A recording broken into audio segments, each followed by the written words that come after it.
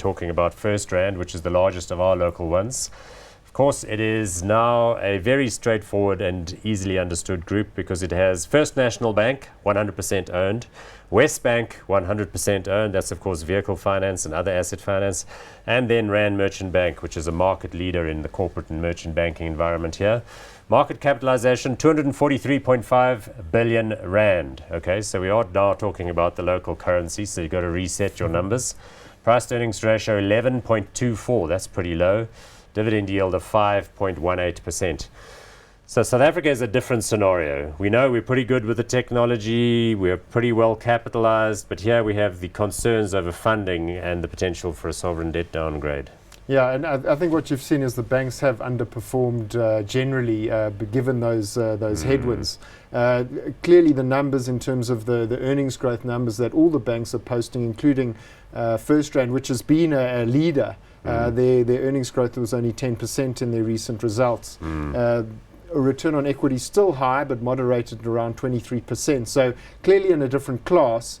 But pressures, earnings pressures, and as you say, funding pressures, and that is putting a little bit of overhang. But if we look at the absolute fundamentals in terms of the numbers, still a high return on equity and a good dividend yield and a reasonable PE, these look like good potential investments if we're looking more medium term. I think South Africa is facing some short-term headwinds domestically, but in the medium term, I think the economy has some area to grow and expand, and this is a potential place to be. Look, there's the share chart. So that's the big fall off in December when there was the anxiousness about the finance minister replacement. Then it's come back. Since then, though, sort of failing to gain much traction. Is this because of the discussion about the debt downgrade and how it would have a knock-on effect into the sector and the funding? I think it's a combination of concerns about the sovereign downgrade and the weakness of the South African economy. Well, let's split those two. So when you talk about funding, the implication would be that if there were a downgrade, it would raise the cost of funding, and obviously they make money as a difference between what they can lend money out at and what they have to pay for it.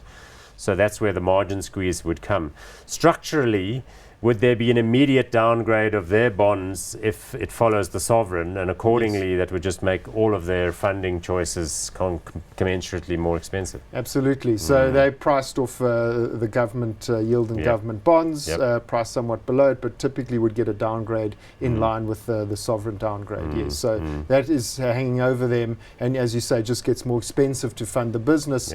The net interest margin might get squeezed a bit. One of the reasons, though, that we own some FirstRand in the portfolio is that in a happier time, a year or so ago, when none of these issues were really much talked about, we thought that they were the market leader in terms of technology and could therefore improve their margins faster than the others because of their technology approach. Do you think that still holds true? I think it does. Interesting what you've seen is they've also announced job cuts and closing some branches, and I think that's actually talking to the fact that they've got alternative channels, electronic channels that people can transact with them. So focusing on cost cutting there, getting more efficient. Their absolute performance has been better than the other banks, so I'd say they have leveraged technology to achieve this high return on equity and good profitability. Well, let's call a line under it. FirstRand, it's sort of hovering, hasn't done much. Short term, we could see the downgrade, but you're saying long term, they look like they're cheap enough to factor in all of this negativity. Would you buy them right now, hot or not? I like them as it's a very solid operator. I think there is better value elsewhere in terms of the banks, but this is also, I would say, hot to FirstRand as well. Okay, that sounds interesting. Well, we'll go hot on that one.